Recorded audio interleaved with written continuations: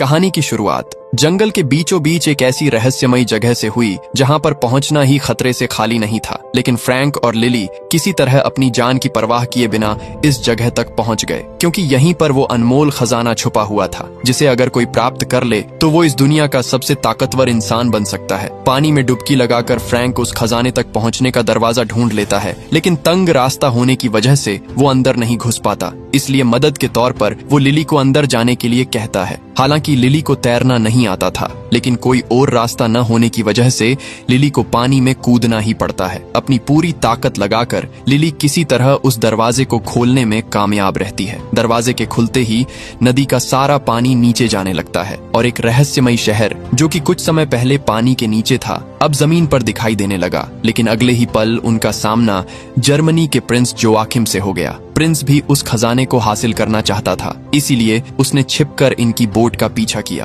क्योंकि खजाने की एक पंखुड़ी से हर बीमारी का इलाज और किसी भी प्रकार के श्राप को तोड़ा जा सकता था।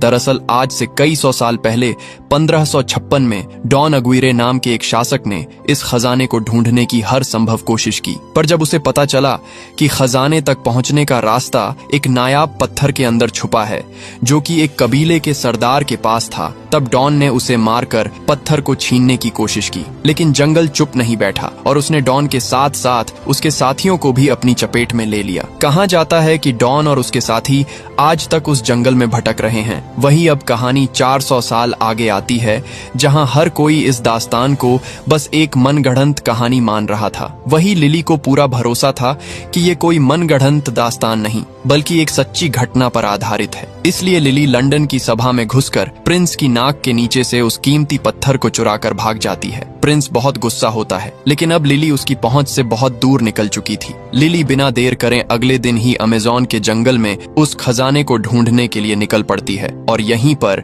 लिली एक बोट की तलाश में फ्रैंक से मिलती है। फ्रैंक जब लिली के गले में उस रहस्यमयी पत्थर को देखता है तब फ्रैंक उसके साथ चलने के लिए राजी हो जाता है। यहाँ हमें पता चलता है कि फ्रैंक भी उस पत्थर के बारे में कुछ न कुछ तो जानता है। बिना एक पल गवाए ये लोग जल्दी से अपनी बोट में बैठते हैं और उस रहस्यमयी खजाने को ढूंढने के लिए निकल पड़ते हैं। लेकिन इनके निकलने से पहले ही यहाँ पर प्रिंस अपनी सबमरीन लेकर बिल्कुल इनकी बोट के सामने आ जाता है और लगातार बोट पर फायरिंग करनी शुरू कर देता है, जिससे बोट का इंजन कुछ समय के लिए बंद हो जाता है। फ्रैंक मैकग्रेगर को बोट संभालने के लिए कहकर खुद नीचे उतर जाता है और एक रस्सी की मदद से बोट को तेजी से घुमाकर दूसरी तरफ कर देता है, अपनी सीमा से दूर जाते देख। प्रिंस उन पर टारपीडो छोड़ देता है। फ्रैंक समझ जाता है कि बोट टारपीडो से तेज नहीं भाग सकती, इसलिए वो बोट को एक घर के ऊपर चढ़ा देता है, जिससे टारपीडो नीचे से होकर सामने जा टकराता है। फ्रैंक और उसके साथी सही सलामत यहाँ से निकल जाते हैं, जबकि प्रिंस की सबमरीन बुरी तरह किनारे से टकरा जाती है।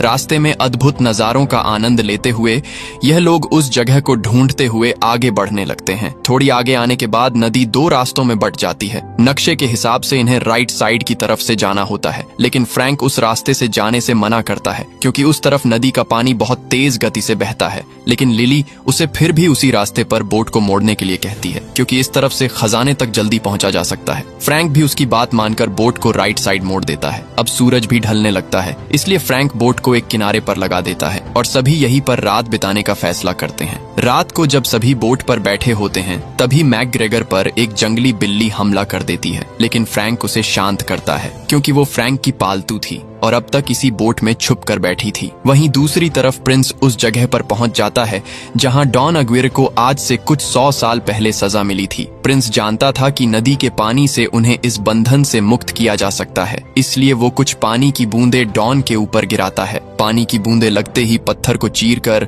उसमें से सांप बाहर आने लगते हैं। प्रिंस उनसे बात करता है और कहता है कि वो उन्हें नदी का पानी देगा, बदले में उन्हें उसे जादुई पत्थर लाकर देना होगा जो कि लिली के पास है। अब उस पत्थर की मदद से ही डॉन और उसके साथी इस श्राप से मुक्त हो सकते थे, इसलिए वो प्रिंस की बात मान लेता है और अगले ही पल प्रिंस नदी में एक बड़ा धमाका करके नदी का पानी उन तक पहुंचा देता है। पानी मिलते ही सभी एक एक करके पत्थर की मूर्ति से वापस इंसान बनने लगते हैं। वहीं अगले दिन फ्रैंक और मैकग्रेगर किनारे पर बैठे एक दूसरे से बातें कर रहे होते हैं। तभी लिली लिली बोट के अंदर फ्रैंक के पर्सनल कमरे को तलाशने लगती है और उसे वहाँ कुछ चौंका देने वाली चीजें मिलती हैं। तभी यहाँ पर फ्रैंक आ जाता है। फ्रैंक लिली पर बहुत गुस्सा होता है क्योंकि लिली ने उसका कीमती सामान देख लिया था। दरअसल फ्रैंक भी पिछले कई सालों से उस खजाने को ढूंढने की कोशिश कर रहा था, लेकिन थक हार कर उसने उम्मीद छोड़ दी। लेकिन लिली उसे वो पत्थर दिखाती है जिसकी मदद से उस खजाने को ढूंढा जा सकता था। वही मैकग्रेगर जब बाहर खड़ा होता है तभी उसके पीछे से कोई बेहोशी वाला तीर मारता है जिससे वो वहीं पर बेहोश हो जाता है। लिली और फ्रैंक उसे बचाने के लिए आते हैं, लेकिन आदिवासी उन्हें भी बेहोश कर देते हैं। आदिवासी उन्हें अपने साथ कबीले में ले जाते हैं। यहाँ आदिवासियों का सरदार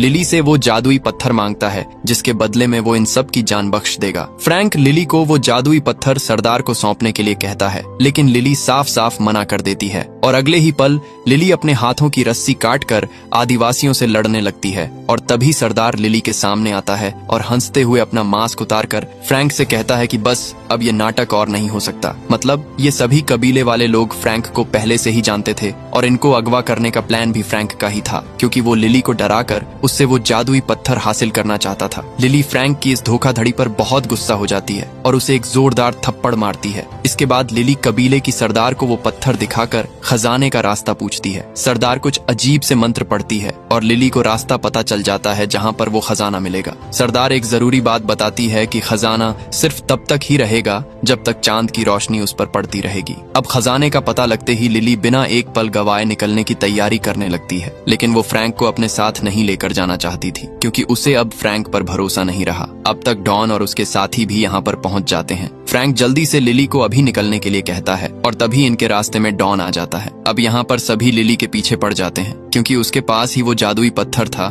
जिसे डॉन हासिल करना चाहता था। लेकिन फ्रैंक लिली को हर मुसीबत से बचाता हुआ बाहर निकलने की कोशिश करता है। तभी डॉन का एक साथी लिली को पकड़कर उससे वो पत्थर छीन लेता है और डॉन को पकड़ा देता है। डॉन पत्थर को लेकर यहाँ से निकलने ही लगता है कि तभी फ्रैंक उसके रास्ते में आ जाता है। फ्रैंक बार बार सांप के मुंह से पत्थर को छीनने की कोशिश करता है, लेकिन डॉन तलवार लेकर फ्रैंक के आर पार कर देता है। गिरने से पहले फ्रैंक पत्थर को छीन लेता है और नीचे गिरते हुए लिली को पकड़ा देता है। पेड़ों से टकराता हुआ फ्रैंक नीचे नदी में जा गिरता है। अब पत्थर लिली के पास था, इसलिए सरदार लिली को नदी से जितना दूर हो सके उतना दूर भागने के लिए कहती है।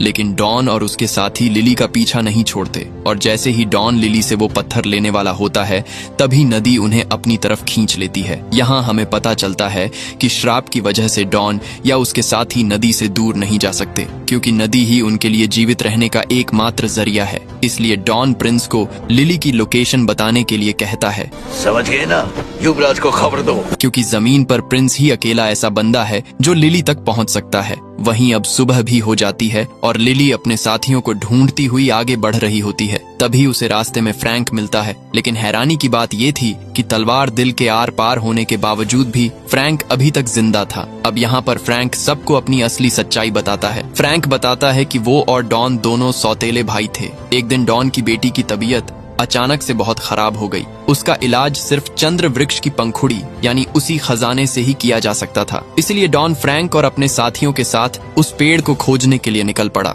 लेकिन लाख कोशिश के बावजूद भी उन्हें वो पेड़ नहीं मिला और सभी एक एक करके जंगल का शिकार होने लगे। लेकिन तभी उनकी जान उन्हीं कबीले वालों ने बचाई। उनके पास ही वो जादुई पत्थर था। अब डॉन बहुत खुश था क्योंकि उसकी बेटी की जान बच सकती थी। उसने कबीले के सरदार से वो जादुई पत्थर मांगा जो कि उन्हें उस पेड़ तक पहुंचा सकता था, लेकिन सरदार ने उन्हें पत्थर देने से मना कर दिया। गुस्से में आकर डॉन ने कत्लेआम मचा दिया, लेकिन फ्रैंक ने डॉन का साथ देने की बजाय कबीले वालों की रक्षा की। इसलिए डॉन ने फ्रैंक को भी मारने की कोशिश की। कबीले के सरदार ने अपने आखिरी पलों में भी जादुई पत्थर की रक्षा की और डॉन के साथ साथ उसके सभी साथियों को श्राप दिया कि वो इस कायनात के अंत तक कभी भी नदी को छोड़कर नहीं जा सकते। अगर जाने की कोशिश की तो जंगल उन्हें अपनी चपेट में ले लेगा। इसी बीच डॉन फ्रैंक की गद्दारी की वजह से उससे बदला लेना चाहता था, इसलिए वो फ्रैंक को बार बार मार देता। इसी से तंग आकर फ्रैंक ने उन्हें एक गहरे गड्ढे में फंसा दिया। अब नदी का पानी न होने की वजह से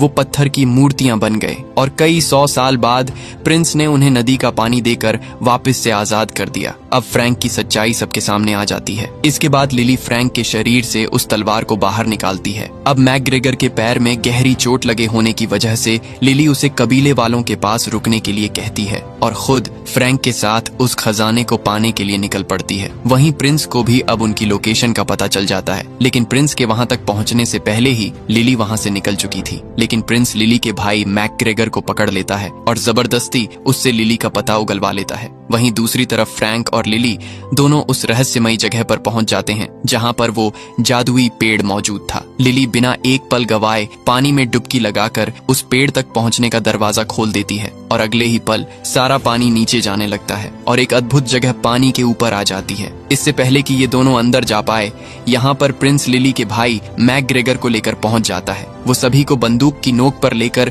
लिली से जादुई पत्थर ले लेता है। इसके बाद प्रिंस फ्रैंक को बोट को अंदर ले जाने के लिए कहता है। अंदर पहुंचते ही वो जादुई पेड़ बिल्कुल इनके सामने था, लेकिन अभी ये पूरी तरह बेजान है। जब चांद बिल्कुल इसके ऊपर होगा तभी उस जादुई पत्थर की मदद से इस पेड़ को वापस जिंदा किया जा सकता है। कुछ ही देर में चांद अपनी जगह पर आने वाला था, इसलिए प्रिंस फ्रैंक और लिली दोनों को जल्दी से पेड़ को जिंदा करने के लिए कहता है। बदले में वो उन्हें भी एक पंखुड़ी देने का वादा करता है। अब चांद भी बिल्कुल ऊपर आ जाता है। फ्रैंक और लिली किसी तरह पहेली को सुलझा लेते हैं और जैसे ही पत्थर अपनी सही जगह पर लगता है, पूरा पेड़ दोबारा से जिंदा होने लगता है और चांद की रोशनी पड़ते ही उस पर जादुई पंखुड़ियां उगनी शुरू हो जाती हैं। अब फ्रैंक और लिली यहाँ पर अपनी चाल चलते हैं। लिली सिपाही की गन लेकर फ्रैंक को गोली मारती है। फ्रैंक तो श्रापित था, इसीलिए वो मर नहीं सकता था, लेकिन फ्रैंक जानबूझकर मरने का नाटक करता है और नीचे नदी में गिर जाता है। इसलिए वादे के मुताबिक अब वो एक पंखुड़ी प्रिंस को लिली को देनी पड़ेगी। वही फ्रैंक बोट के ऊपर चढ़कर एक एक करके सभी सैनिकों को मार गिराता है। लिली भी प्रिंस को चकमा देकर अकेली पेड़ के ऊपर चढ़ जाती है। अब चांद के धीरे धीरे ढलने से पेड़ की पंखुड़ियां गायब होने लगती हैं, लेकिन लिली किसी तरह एक पंखुड़ी को हासिल कर लेती है और अगले ही पल पेड़ की टहनी टूटने की वजह से लिली से वो पंखुड़ी छूट जाती है। लेकिन फ्रैंक अपनी जान की परवाह किए बिना पंखुड़ी को नीचे गिरने से बचा लेता है।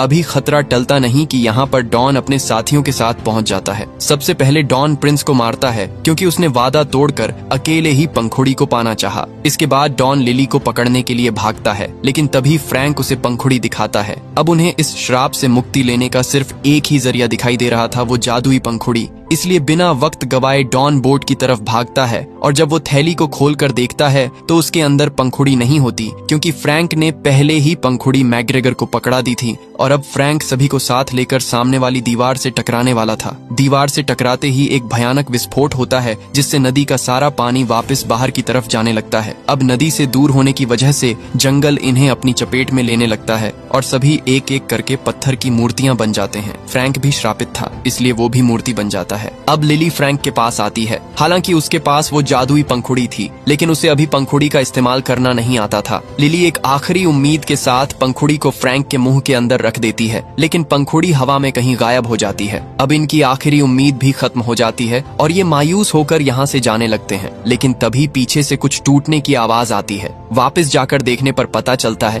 कि पंखुड़ी ने अपना असर दिखा दिया और फ्रैंक अब श्राप से मुक्त हो चुका है। सभी एक दूसरे के गले मिलते हैं और यहीं पर ये कहानी खत्म होती है। दोस्तों, अगर वीडियो अच्छी लगी हुई तो चैनल को सब्सक्राइब कर लेना। हम 1000 सब्सक्राइबर्स के बहुत करीब है, तो जल्दी से कंप्लीट करवा दो।